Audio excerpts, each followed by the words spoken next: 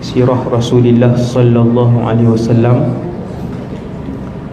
seorang manusia yang dan makhluk yang paling disayangi oleh Allah Subhanahu wa taala. Untuk kita tahu kenapa Allah menyayangi Rasulullah sallallahu alaihi wasallam. Dan sirah ada dua peringkat, ada dua fasa. Hidup Nabi ada dua fasa, fasa Mekah dan fasa Madinah. Daripada lahir sampai umur 53 tahun Nabi di Mekah. Kemudian daripada hijrah dari umur 53 sehingga Nabi wafat 63 Nabi di Madinah. Jadi hanya ada dua negara sahaja, dan Nabi tidak ikut serta dengan para sahabat ketika berlaku hijrah yang pertama ke Habsyah.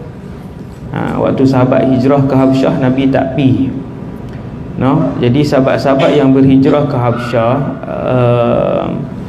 ada yang tinggal di sana setahun di Habsyah, ada yang tinggal di sana 2 tahun, ada yang tinggal di sana sampai perang Khaybar, sampai perang Khaybar yang 10 tahun pun ada. Kemudian baru balik ke Madinah. Adapun Rasulullah, Nabi hanya duduk 2 tempat, iaitu Mekah 53 tahun, kemudian di Madinah 10 tahun. Waktu kecil Nabi duduk di perkampungan, di perkampungan Bani Sa'ad selama hampir 5 tahun. Yang tu masih lagi dekat dengan kota Mekah lah, kira macam duduk di Mekah. Muka surat 67 ni dia tulis pengaruh Al-Quran di hati yang bersih. Sebelum muka surat 67, muka surat 66 wafatnya Abu Talib dan Khadijah. Tahun yang sama. Kalau saya sebut nama Abu Talib, lepas tu dia jadi, orang yang dengar jadi tak tahu. Dia kata, siapa dia Abu Talib? Hak tu teruk. Dia kena tahu kata diri dia teruk. Ni bukan saya mengata kat dia, dia sendirilah muhasabah. Pasal apa? Pasal Abu Talib ni bukan rukun iman kita. Cumanya Abu Talib ni satu nama yang rapat dengan Rasulullah. Dan kalau kita tahu nama dia, bermaksud kita tahu sirah Rasulullah sallallahu alaihi wasallam. Kalau tak tahu nama Abu Talib, lepas tu dia claim kata dia sayang Nabi, itu tak betul. Bukan saya jadikan ukuran kenal Abu Talib ataupun bukan Abu Talib tu sebagai ukuran utama mencintai Rasul, tetapi kenal Abu Talib membuktikan bahawa orang tu mengaji sirah. Sebab Abu Talib ni memang dengan Rasulullah ni daripada Nabi kecil lah. Daripada Nabi kecil sampai Nabi berkahwin sampai berpuluh-puluh tahun dengan Nabi. Maka nama dia diulang dalam kitab sirah ni beratus-ratus kali. Itu di situ point dia. Maksudnya bila sebut Abu Talib, dia kata siapa dia Abu Talib? Yang tu bermaksud kita belum lagi mendalami sirah Rasulullah sallallahu alaihi wasallam. Kalau Khadijah ni semua orang kenal lah, Sayyidatuna Khadijah bintu Khuwailid radhiyallahu anha. Dua-dua orang ni meninggal tahun yang sama, iaitulah selepas 10 tahun Nabi kita menjadi Rasul. Selepas 10 tahun menjadi Rasul. Kalau 10 tahun menjadi Rasul, saya tanya soalan, Abu Talib dengan Khadijah meninggal ketika Rasulullah di Mekah ke di Madinah? Semua pakat ni kan, ulang kaji. 10 tahun selepas menjadi Rasul bermaksud Nabi di Mekah ke Madinah? Jawapan dia, selepas menjadi Rasul Nabi duduk di Mekah 13 tahun, duduk di Madinah 10 tahun. Nabi duduk di Mekah 13 tahun selepas menjadi Rasul, lepas tu duduk di Madinah 10 tahun. 13 campur 10, 23. Berapa lama Muhammad menjadi Rasul? 23 tahun. 13 tahun jadi rasul, duduk di Mekah 10 tahun. Muhammad sallallahu alaihi wasallam jadi rasul dan duduk di Madinah. Tu kau nampak tu, walaupun tinggal kuliah setahun dah kan. Habis hafal lah kan, maklumat sirah ni kita hafal, sebab di masjid-masjid pun selalu kita ulang kaji. Tajuk hari ni dia kata pengaruh Al-Quran di hati yang bersih. Sebenarnya pengaruh Al-Quran sangat besar sekali bagi setiap orang. Quran ni mukjizat. Ada video saya, siapa dia buat tahu, saya pun tak kenal kan. Orang yang buat video saya dalam YouTube ni tak tahulah berapa puluh channel kan. Kadang-kadang orang tanya, ustaz, video ni ambil mana? Video mana? Saya tanya, ni video ni dia pun bagi link. Saya kata, siapa rakam pun saya tak tahu. Tanya nak ambil mana macam mana? Siapa hak rakam pun saya tak tahu kan. Diri mata-mata lah kan, sampai ke Johor, Melaka, Pahang, orang rakam saya tak kenal pun. Jadi mereka buat keluar video banyak lah. Saya tengok, alhamdulillah, insya-Allah moga bermanfaat dan semoga saya ikhlas. Ada satu video tu saya cakap tentang mukjizat Quran ni. Ayat ni tengok dia bagi tahu, dia kata sebenarnya pengaruh Al-Quran sangat besar sekali bagi setiap orang. Kami pergi Jepun hari tu, dalam video tu saya ceritalah sikit kan. Di Jepun, orang Islam di Jepun tak sampai 1%, sikit lah. Kemudian bila kita jumpa dengan orang Islam pertama, kedua, ketiga, keempat, kelima di Jepun, mereka masuk Islam bukan sebab tengok orang Islam kan, tetapi mereka masuk Islam sebab baca terjemahan Quran, bukan mengajak tafsir Ibn Kathir. Mereka baca terjemahan tu, Quran yang ada terjemahan, mereka membaca. Majoriti yang masuk Islam di Jepun, bila baca daripada awal sampai habis masuk Islam. Maksudnya majoriti yang masuk Islam di Jepun, bila kita tanya punca dia, baca terjemahan. Mai mana hidayah kita baca terjemahan tak faham apa pun ustaz. Kadang-kadang faham, banyak kadangnya tak faham pun.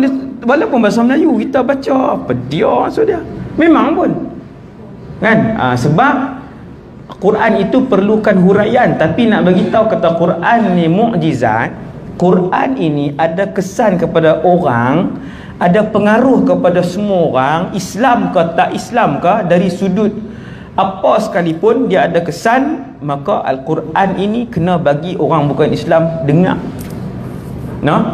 Jadi orang Jepun dia tak baca Quran Arab tu, dia baca terjemahan. Dia baca lepas duduk atas Shinkansen tu kan, hari-hari pergi kerja, ada yang 40 minit ni kira paling dekat lah, sejam, 2 jam, 3 jam setiap hari, pergi 3 jam, balik 3 jam. Naik Shinkansen, kereta api itulah, kereta api laju tu kan, naik, mereka akan baca, semua akan baca, menyimbang macam kita tak ada, makan kacang lagi ya kan. Dia sarapan, dia minum air, kopi tu sikit, lepas tu lagi dia membaca.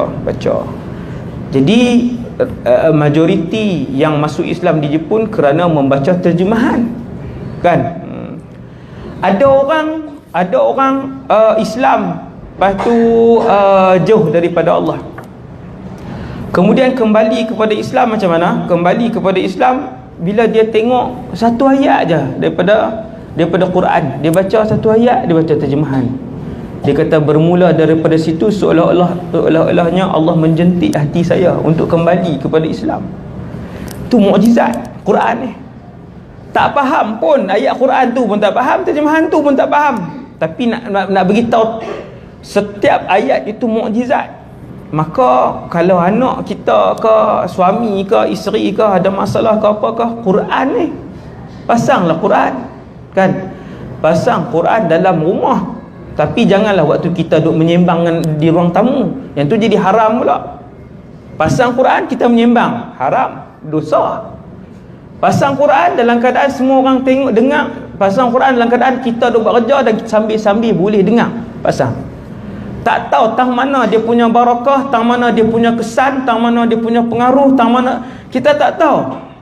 Kadang-kadang dengan ayat itulah membuatkan binatang bisa tak masuk dalam rumah. Dengan ayat itulah membuatkan malaikat main rumun dalam rumah kita ramai. Dengan ayat itulah menghalang sihir untuk tak boleh masuk dalam rumah. Tak tahu, tang mana tak tahu. Dengan mana-mana ayat tu lah juga ahli rumah kita dengar, lepas tu dia jadi rawat ahli keluarga kita yang sakit.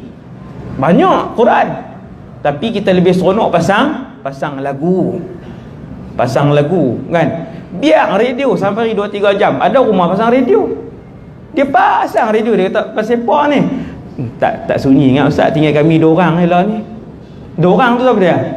Suami isteri lah kan. Pasang radio, pergi rumah dia dengar, duk pasang radio lah. Pasanglah Quran. Duk pasang radio, satgi lagu, satgi kawan tu duk merapu dalam radio kan. Lah ni ramai duk merapu dalam radio buat lawak. Lawak tak, macam tak ada agama, lawak tak ada apa, tak ada lawak tak, kita dengar. Lawak tak ada hala tuju, duk pasang dalam rumah. Kan? Buh Quran pasang sejam, pasang 2 jam. Ni kita tengok dalam sirah ni kan. Jadi pengarang ni kata Quran ni dia ada pengaruh. Hal ini tidak terbatas pada seorang yang baik sahaja. Nampak? Memang pun Quran kesan dia bukan untuk orang baik saja. Orang baik dengar Quran boleh melembutkan hati, boleh menambahkan iman, boleh menambahkan hidayah, boleh jadi benteng kepada dirinya daripada segala kejahatan yang ada. Boleh, ni antara fungsi Quran ni. Hak mana nak jadi fungsi ni kat kita, wallahu alam. Wallahu alam. Kadang-kadang orang tu dapat 1 saja, kadang dapat 2, kadang tak dapat langsung pun ada juga. Allah Ta'ala tak bagi langsung kat dia, pun boleh jadi juga. Dan bermaksud Quran ini juga pengaruh dia, kesan dia boleh juga kena kepada orang yang tidak baik. Dia dengar-dengar dia berasa 100% berubah kan. Saya pun dah jumpa dah, dan dalam sirah pun ada, iaitulah Sayyidina Umar Ibn Khattab bila dia dengar Quran. Sayyidina Umar dengar Quran yang dia berubah tu waktu bila? Waktu dia mencari Allah kah? Sayyidina Umar dia mendengar Quran kemudian berubah, hati dia jadi lembut pada hari dia nak bunuh Rasulullah. Nak cari siapa lagi yang jahat di atas muka bumi daripada orang yang memang duk bersiap, bukan bersiap, memang buat keluar pedang nak pergi bunuh Nabi. Adakah hak lebih jahat pada tu? Lebih jahat daripada yang minum arak, lebih jahat daripada yang berzina, lebih jahat daripada orang yang membunuh, iaitu orang yang keluar daripada rumah dia, dia pegang pedang, duk hayun pedang nak pergi tikam Nabi. Hari yang sama, waktu yang sama, masih dengan niat yang sama, dengar Quran Taha, berubah. Ni Quran, nampak? Kalaulah Quran itu boleh memberikan pengaruh dan kesan kepada orang yang tak baik macam tu, apatah lagi kalau kita duk buka dalam rumah kita tiap-tiap hari. Selain daripada dia mengundang kedatangan para malaikat, yang malaikat suka rumah-rumah yang dialunkan Al-Quran. Tak kira lah radio ke apakah, yang dialunkan Quran. Pasang supaya ramai malaikat main rumah kita. Dalam bilik ni pasang TV dah, raja lawak. Bilik ni duk pasang lagu. Bilik anak kita lah ni, bilik siapa ni yang saya cakap ni kan. Bilik ni pasang ni, hak ni duk tengok TV, duk tengok filem apa, hak ni duk main game. Nak main kat mana berkat rumah kita kan. Namun pengaruh ini juga menyentuh orang yang mendengarkannya, pengaruh Quran ni. Kerana itu kaum musyrikin selalu berusaha untuk menghalangi semua orang yang sampai dapat mendengarkan Quran yang dibacakan oleh Nabi SAW. Waktu Nabi berdakwah di kota Mekah, ketika Nabi berdakwah di kota Mekah, ada peraturan di kota Mekah, yang ni orang mengaji sirah betul-betul dia perasan benda ni. Ada peraturan di kota Mekah yang melarang penduduk Mekah daripada mendengar bacaan Quran yang dibaca oleh mana-mana orang Islam di kota Mekah waktu tu. Waktu tu orang Islam di kota Mekah tak ramai, tak sampai 200 orang. Setelah berdakwah 13 tahun Nabi berdakwah pun tak sampai 250 orang yang Islam di kota Mekah kan. Tak sampai 250 orang. Ada peraturan yang dikeluarkan oleh kerajaan Mekah, tak boleh dikenakan hukuman. Yang mendengar Quran boleh dikenakan hukuman. Tuan-tuan, masyhur ni. Peraturan ni masyhur dalam kitab sirah. Peraturan ini sangat masyhur. Sesiapa pun tak dibenarkan mendengar. Kalau mai orang luar, mereka akan panggil, mereka akan briefing bagi tahu di sini ada orang gila, dia bawa Islam, dia ni disihir dia melalui perkataan. Nama dia Muhammad.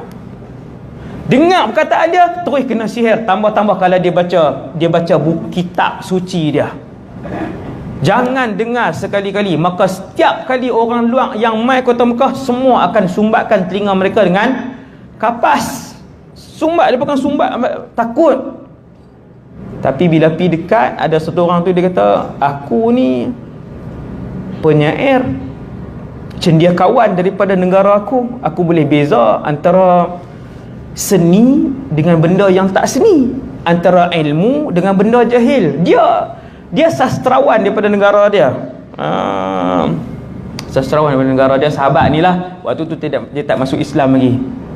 Dia tutup juga telinga dia, sebab bila sampai kota Mekah je, orang kerajaan Mekah akan briefing, jaga-jaga, ni sihir ni hebat.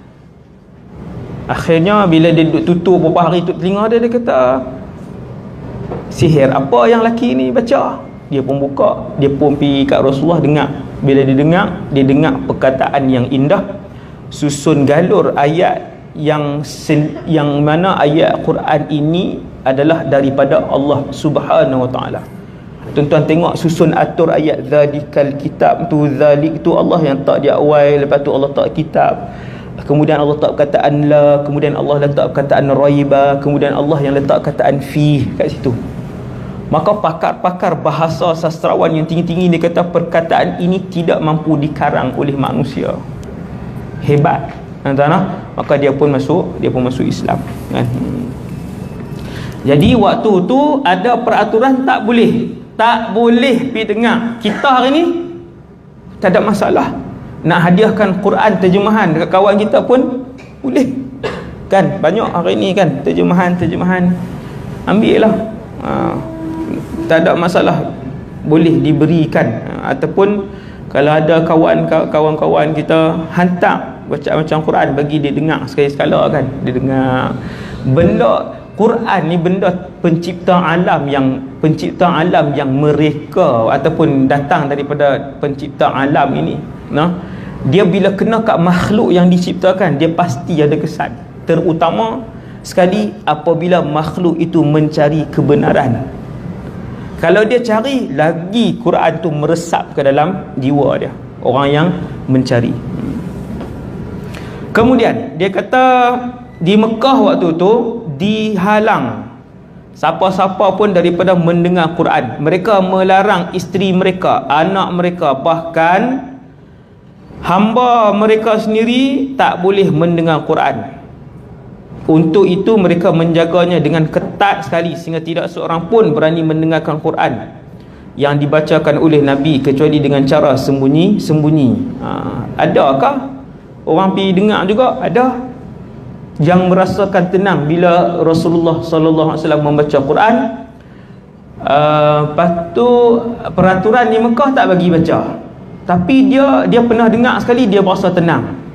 Maka sebahagian daripada Arab Mekah ni pergi curi-curi dengar, sembunyi-sembunyi dengar. Abu Bakar baca, lepas sembunyi dengar, Rasulullah baca, pergi sembunyi dengar, seronok, rasa tenang jiwa, rasa tenang hati. Akhirnya mereka ambil jalan sembunyi-sembunyi untuk mendengar bacaan daripada orang Islam di kota Mekah. Hak ni sahabat yang saya sebut tak sat ni, tu dia main nama dia, iaitu di perenggan bawah ni, dia daripada Daus, Bani Dausan. Bukan Bani Dausan, dia Bani Daus. Bani Daus. Siapa yang ada buku tu, cara baca tu Bani Daus. Datang ke Mekah. Sahabat ni nama dia Tufail ibn Amr Ad-Dausi. Hak tadi yang saya lupa saat ni, Tufail bin Amr Ad-Dausi, bukan Ad-Dusi, salah baca tu, Ad-Dausi, daripada kabilah Daus. Ni mengaji sirah, bolehlah kita tengokkan nama-nama kabilah. Lepas tu kita teringat ada seorang sahabat daripada Daus, nama dia Abdul Rahman ibn Sakhar. Nama sahabat ni Abdul Rahman bin Sakhar Ad-Dausi juga. Apa kena mengena dua orang ni? Kan dua orang ni saja yang kita dengar daripada kabilah Daus. Rupanya Abdul Rahman tu Abu Hurairah. Lah, awak tak habang wahai ustaz duk sebut nama susah-susah apa-apa. Kan, bukan susah-susah tu lah nama betul dia, dah kita tak tahu. Kan? Abu Hurairah daripada kabilah lelaki yang sama ni. Tetapi antara mereka dua orang ni siapa masuk Islam dulu? Tufail ke Abu Hurairah? Yang lebih terkenal Abu Hurairah. Yang masuk Islam lebih awal adalah Tufail ibn Amr ad-Dawsi, dan dia jugalah yang mengislamkan Abu Hurairah. Ni jumpalah tok guru Abu Hurairah ni. Kan? Mengaji sirah kita boleh jumpa tok guru kepada Abu Hurairah yang menghafal paling banyak hadis di kalangan umat Nabi Muhammad sallallahu alaihi wasallam. Dia nombor 1. Tuan-tuan bayang tengok anak murid Tufail ni, dia jadi Abu Hurairah ni jadi orang yang paling banyak hafal hadis Nabi. Kesemua pahala yang dibuat oleh Abu Hurairah masuk juga kepada Tufail bin Amr. Sebab apa? Sebab dia yang mengislamkan Abu Hurairah. Kan? Dia duduk di rumah aja Tufail, orang pun tak kenal. Ni sebut nama Tufail, kan, petang ni kita semua tak kenal. Bahkan tak ada nama Tufail ni, tak ada lah orang Melayu, kan. Mereka nak buh nama Lego, nama apa, Zerin, pelik-pelik tu lah nama ikut lah, kan. Tufail ni sahabat yang hebat, buh lah nama cucu laki. Tufail ni laki, Tufail.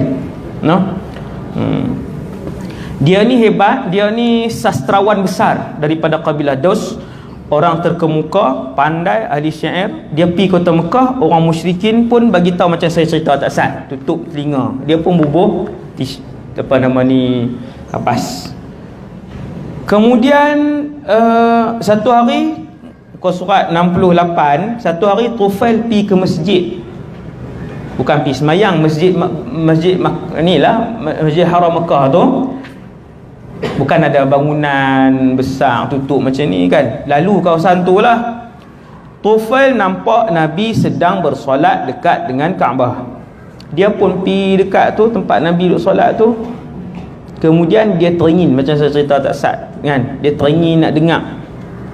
Dia duduk muhasabah. Dia kata, pasal apa aku tak pergi dengar, kan. Sedangkan aku ada ilmu.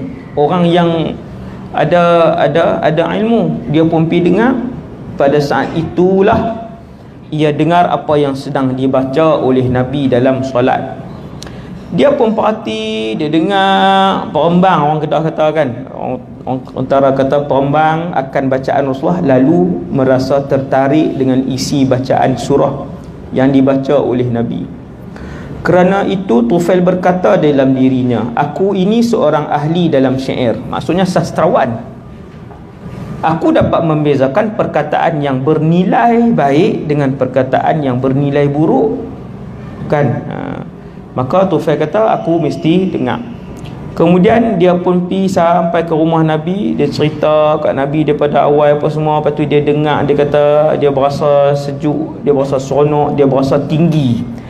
Nilai bahasa yang dituturkan oleh Rasulullah, selain daripada nilai bahasa dan gaya tutur susun ayat tu tinggi, tapi Quran tu juga dia ada ruh, kata Tufail. Kemudian dia pun bersembang dengan Nabi. Akhirnya Nabi pun ajak dia masuk Islam, dan Tufail pun masuk Islam. Dan kemudian dia pun balik ke kampung halaman dia, berjumpa dengan kabilah Daus, dan akhirnya keseluruhan kabilah Daus masuk Islam, kan. Kemudian cerita Tufail, itu cerita Tufail masuk Islam. Semua satu kabilah tu, satu kampung tu, semua adik-beradik dia apa semua, mak, ayah, isteri, anak-anak dia semua masuk Islam di tangan Tufail bin Amr, kan. Seluruh kebaikan yang dilakukan oleh kabilah Daus mengalir masuk ke dalam buku amalan Tufail bin Amr. Kita pun samalah. Kalau ada orang yang kita ajak dia tentang Islam, dia mengamalkan Islam, bermula daripada saat dia terkesan dengan perkataan kita yang indah, yang hikmah tak sat, maka bermula daripada saat tu, setiap rakaat dia solat, setiap sen dia bersedekah, tiap-tiap huruf dia baca Quran, semua masuk kita. Subhanallah. Macam dua orang, kita dok buat ibadah dah, dok masuk pahala, alhamdulillah. Seorang lagi dok buat ibadah, dok masuk kat kita juga. Nah, kalau 100 orang kan, kalau 100 orang, nah, tak boleh tak boleh nak ajak benda tinggi-tinggi, ajak macam Quran. Nah, ajak macam Quran. Kan Iqra dah boleh, kita dah boleh Iqra kau boleh Quran, ajak macam Quran. Bukan nak nanti kena jadi mufti. Kan duk tunggu kena boleh mengajak masjid, bukan dia. Berapa ramai orang biasa di padang mahsyar nanti yang kedudukan mereka lebih tinggi daripada yang duduk di masjid duk mengajak kita. Orang biasa kan. Sebab pahala yang dialirkan oleh orang lain disebabkan diri dia kan. Maka kehidupan orang beriman ni dia kena berlumba-lumba untuk membanyakkan redha Allah dalam hidup dia, untuk membanyakkan pahala dalam hidup dia. Dia kena fikir macam mana nak buat. Oh, surau dekat rumah ada no. Pergi tengok elektrik kena berapa di surau. Sebulan dia bayar RM30. Elektrik surau 300 kan. Dia pergi jumpa dengan JK, dia kata saya nak bayar sebulan 30 kot. No? Dia jangan sekaligus kan, sekaligus 1000 betul sengak. Lepas 8 tahun berbunyi pula kan.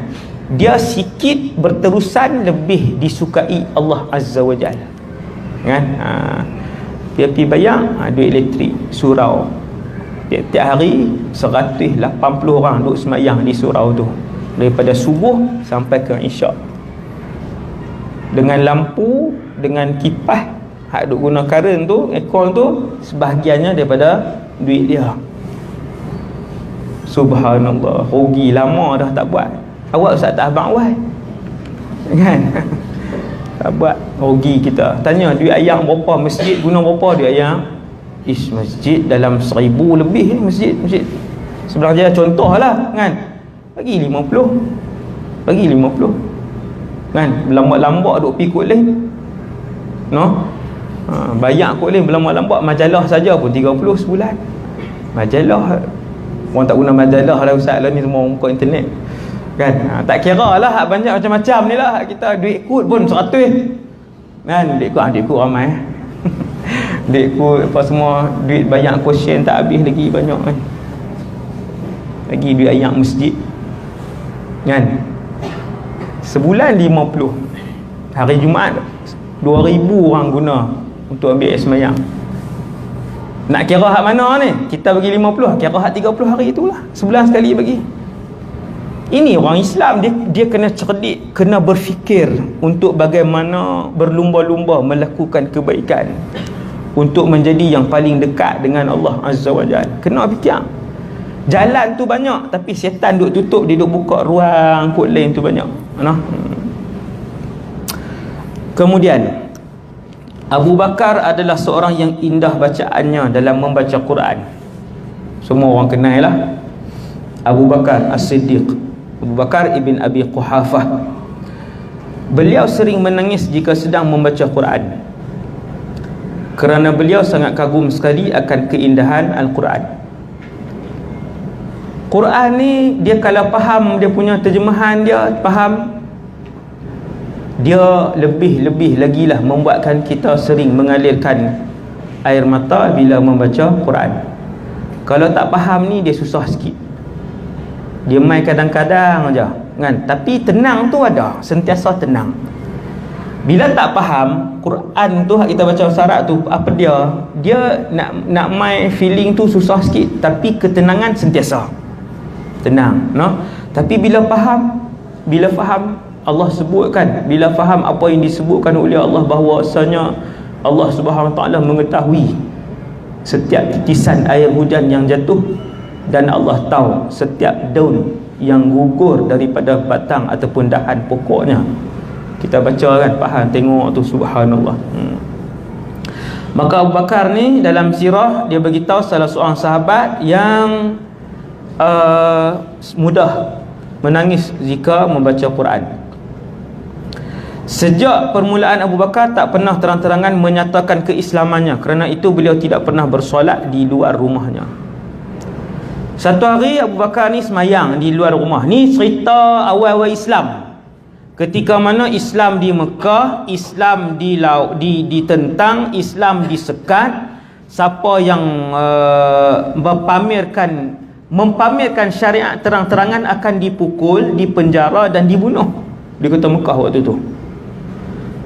Timbul di hati Abu Bakar rasa macam teringin nak semayang di luar. Maka Abu Bakar ni pun dia orang kaya, dia buat sebuah masjid kecil di hadapan rumahnya, surau lah masjid. Setiap hari dia pun semayang di situ. Kemudian dia pun baca Quran. Sehinggakan orang yang lalu semua keluar. Tidak, kalau asalnya Abu Bakar ni semayang dalam rumah, baca Quran dalam rumah, mana dengar kan? Pintu tanggung apa semua dia baca tahun ni, tak ada siapa dengar. Lepas tu dia berasa nak buat surau di luar, ruang tamu. Dia orang kaya kan, mungkin rumah dia besar kan, mungkin memang rumah Abu Bakar besar lah. Kemudian dia pun buat surau di luar tu, di halaman. Maka bila dia duduk semayang, dia baca Quran, orang yang duduk lalu lalang dengar suara sedap. Dah suara sedap, baca pula ada ruh kan. Yang ni yang hilang di akhir zaman, wal'iyadzubillah. No? Hari ni ramai, bilangan qari semakin ramai. Yang pandai baca alun dengan syika, dengan nahwan apa semua ni makin ramai. Kan? Bukan pergi belajar tajwid, pergi belajar baca berlagu ni. Tapi apa? Tapi tak ada ruh, baca kosong. Macam dia melantunkan surat khabar saja. Macam dia melantunkan cerita yang dia ambil daripada buku cerita. Tak ada ruh, kita dengar pun kosong, dengar tak ada apa. Kan? Yang ni yang hilang pada hari ni. Adapun Abu Bakar, lebih-lebih lagi Rasulullah sallallahu alaihi wasallam, bacaan Al-Quran mereka meresap ke dalam hati orang yang mendengar. Al-Quran ini apabila dibaca daripada hati, maka dia akan menyerap masuk ke dalam hati orang lain sekalipun tidak diizinkan oleh orang yang mendengar itu. Ni kita duk dengar semua orang baca Quran semua masuk hati kah? Macam kita dah. Ada orang kita dengar seronok ajalah dengar, tajwid okey, alhamdulillah. Dengarlah. Tak rasa pun dia masuk tang ni. Dan ada orang jarang-jarang sekali zaman hari ni makin sikit bila dia baca masuk di sini ni, kita rasa masuk menyerap. Kenapa? Sebab bacaan Quran tu diterima oleh Allah Subhanahu Wa Taala, insya-Allah. Jadi macam itulah Abu Bakar, dia pun buat surau masjid di luar rumah dia, maka dia pun baca Quran semayang. Semua orang yang lalu boleh dengar, tak masuk Islam ni. Banyak orang pakat pergi duduk tengok. Tak boleh halang, mana tu orang dengar, orang rasa tenang, orang dengar, orang rasa seronok. Pakat pergi duduk tenggek kat tembok, Abu Bakar pakat duduk. Ramai pula dah duk melepak tu dengar seronok. Ni Abu Bakar baca dah Quran. No? Kita ada ke baca-baca orang pakat duduk seronok. Orang suruh berhenti lagi dah. Kan? Hingat lah, dah lah baca teruk kan. Subhanallah. Mana? Orang bukan Islam duk rumun pakat duk pergi tenggek tang tembok tu, dia baca dah. Duk tang tu, oh sedapnya dia baca Quran. Subhanallah. Memang ada pun tuan-tuan yang membaca dan masuk ke dalam hati kita. Maka ramailah yang terpengaruh. Maka waktu tu orang musyrikin pun marah, no? Depa pun marah. Tapi tak boleh nak pukul Abu Bakar ketika itu kerana Abu Bakar di bawah perlindungan Abu Darinnah. Abu Darinnah ni satu orang besar di Mekah, dan dia memberi perlindungan khas kepada Abu Bakar. Dia kata jangan ganggu Abu Bakar. Abu Bakar di bawah perlindungan aku. Maksudnya kalau ada musyrikin Quraisy lain di kota Mekah yang ada pangkat ke, yang tak ada pangkat ke, duk pi kacau keselamatan Abu Bakar, seolah-olah dia menghina perlindungan yang diberikan oleh Abu Darinnah ni, orang besar kota Mekah ni. Nah, orang besar kota Mekah. Seolah-olah dia menghina perlindungan tu, maka tak ada siapa kacau.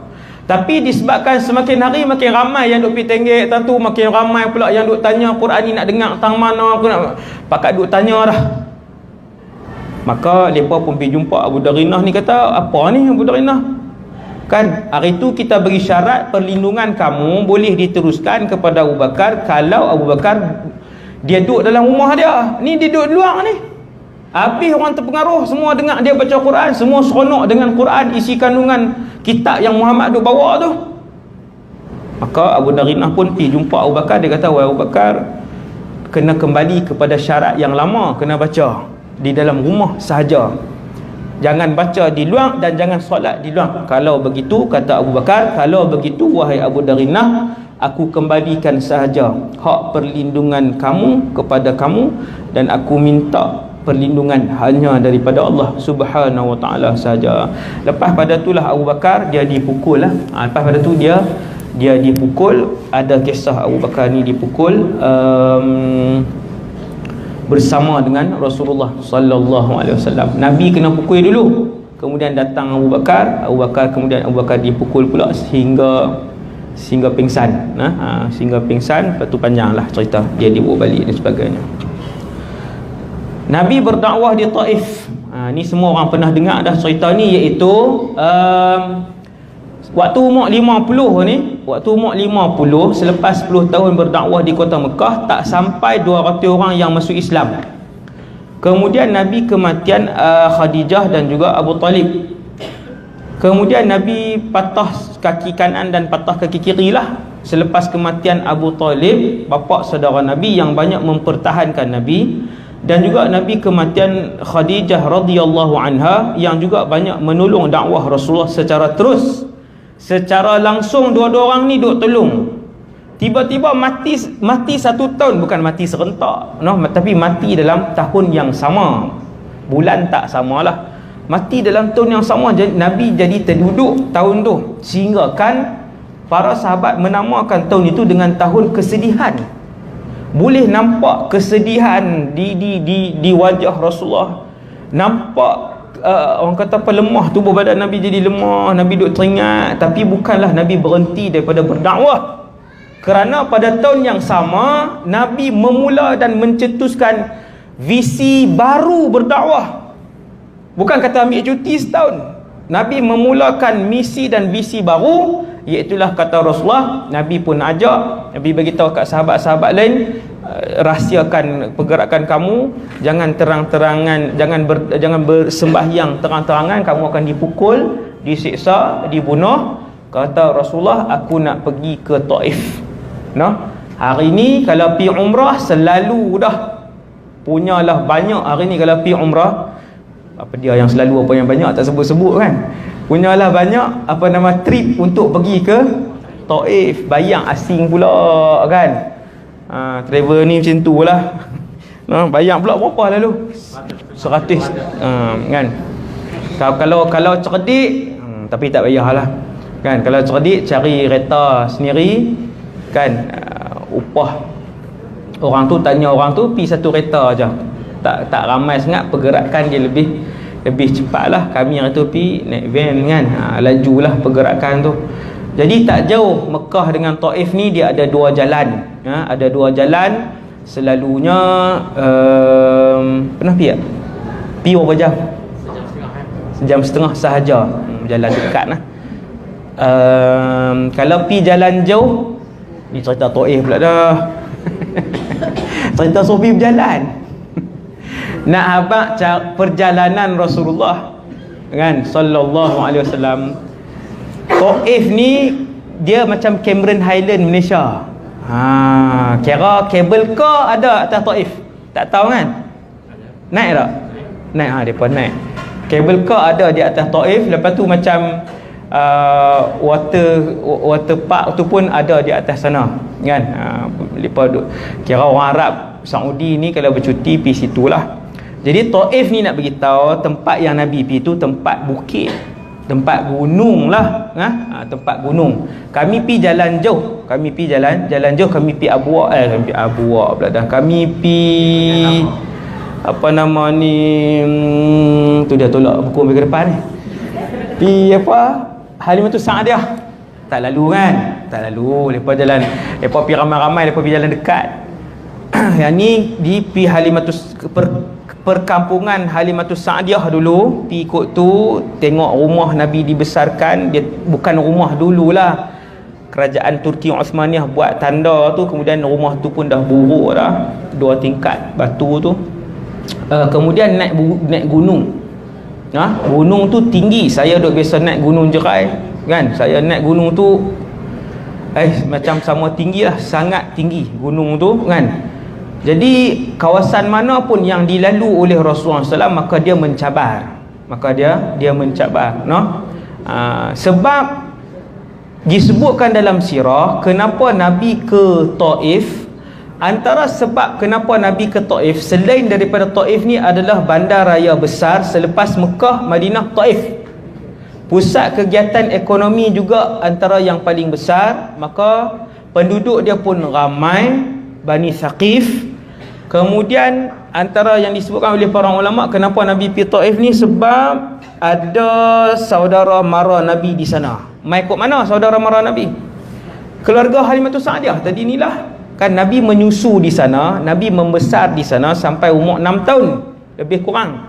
Sampai umur 6 tahun. Jadi Nabi kemenai ramai belah situ. Jadi perkampungan Sa'diyah, Sa'ad ni, hari ni nama dia, daerah tu nama dia As-Sa'diyah. Sampai hari ni daerah tu nama As-Sa'diyah. Daerah tu dia dah dekat, bukanlah dekat sangat, tapi dekat dengan Taif. Maka di situ ada ahli keluarga Rasulullah, ahli keluarga susu Nabi lah. Nabi menyusu di situ. Maka itu menyebabkan antara punca kenapa Rasulullah SAW dia pilih tempat yang bernama Taif. Jadi kita faham lah, Taif ni dia jauh, kawasan pergunungan, sejuk. Hari ni dia tempat pelancongan utama untuk berehat bagi orang Saudi. Kemudian nak pergi dia tinggi, susah, sukar, perjalanan dia tinggi lah, memang menyacak, pusing-pusing kan.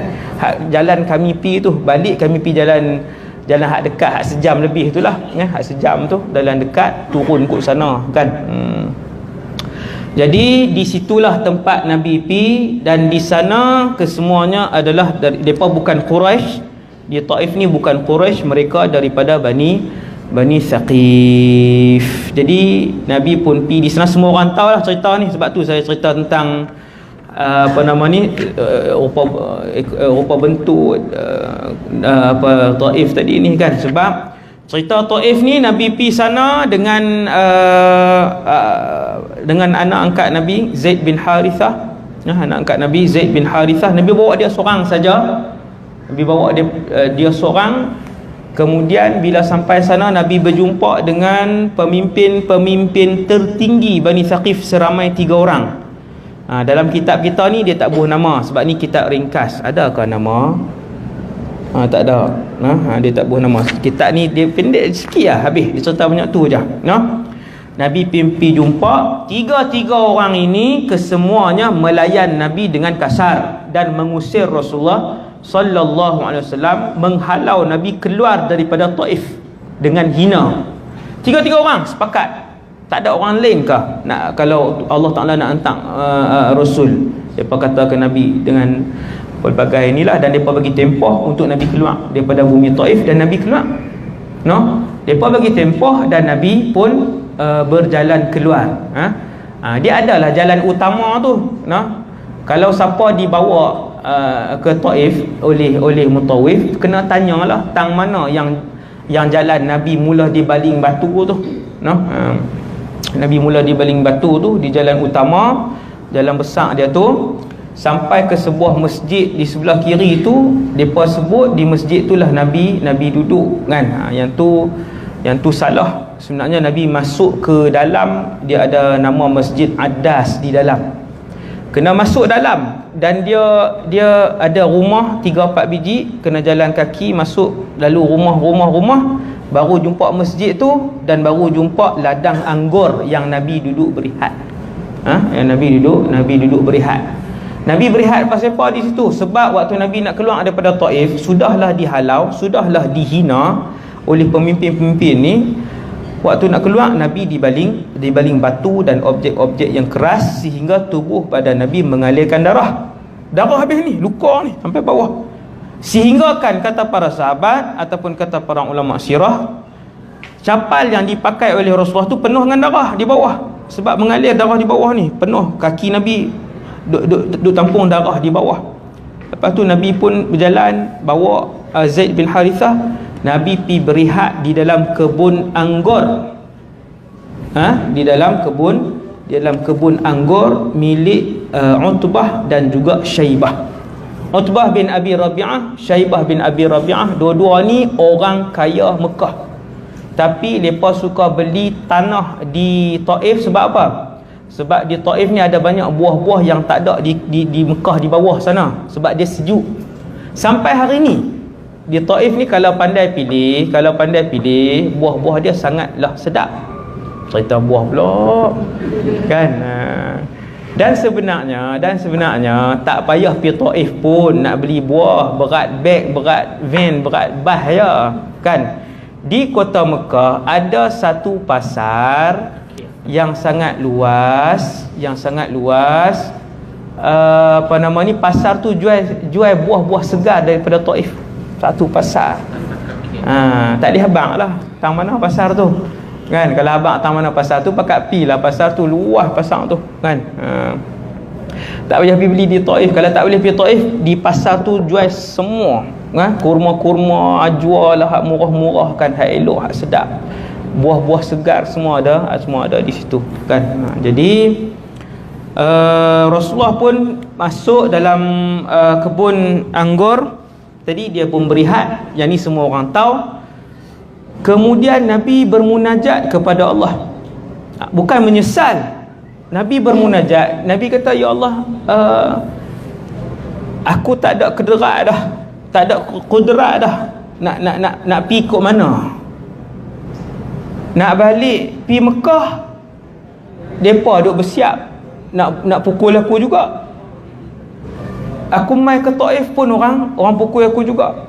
Adakah kerana engkau tidak meridai aku? Kata Rasulullah, kalaulah apa yang aku buat ni, bukan apa yang aku terima sekarang ini, bukanlah disebabkan tidak redamu ya Allah, maka aku tidak peduli. Kata Rasulullah, aku tak apa, maksudnya aku tidak mengapa. Bila Nabi duduk rehat, Utbah dan Syaibah ni nampak Rasulullah, dia kenal lah orang Mekah, sama orang Mekah kenal, bahkan ada darah daging ya. Utbah dengan Syaibah ni memang ada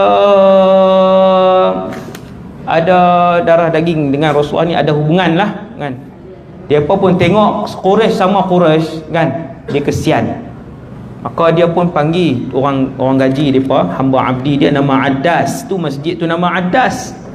Masjid yang ada hari ni, sampai hari ni bersebelahan dengan kebun anggur tu, nama Masjid Addas, no? Jadi depa panggil Addas, pekerja depa ni ambil buah-buah anggur pi bagi sat kat lelaki tu. Utbah dengan Syaibah tak cerita apa, dia panggil Addas, kata pi bagi sat tu, lelaki hak duduk tu hak penuh darah tu, hak duduk tengah lap darah. Maka depa pun ambil buah anggur tak sat, bukan depa, Addas tu lah, dia pun bawa pi ke situ. Maka dia pun tengok Rasulullah kan, dia pun kata, tuan aku bagi ni makan lah. Maka Nabi dengan adab Rasulullah, orang bagi makan, Nabi terima kasih dengan adab Rasulullah sebelum makan. Nabi pelawar orang dengan adab Rasulullah SAW sebelum makan. Nabi basuh tangan dengan adab Rasulullah sebelum makan. Nabi bismillah sehingga didengari oleh orang yang berada di sekeliling Nabi. Nabi bismillah. Addas ni tengok. Kemudian Nabi tanya, daripada mana anak muda? Jawab Addas, saya daripada Ninawa. Kata Rasulullah, daripada kampung seorang saleh yang bernama Yunus ibn Matta. Addas pun terkejut. Kata Addas, wahai pakcik, Yunus ibn Matta itu tidak dikenali oleh siapa-siapa pun. Seluruh orang Taif tidak pernah mengenali Yunus ibn Matta kecuali orang Ninawa saja. Macam mana pakcik kenal Yunus itu? Maka Nabi pun jawab, Yunus itu Rasul, aku juga Rasul, dia adalah saudaraku kan. Maka Addas pun masuk Islam depan Nabi sallallahu alaihi wasallam.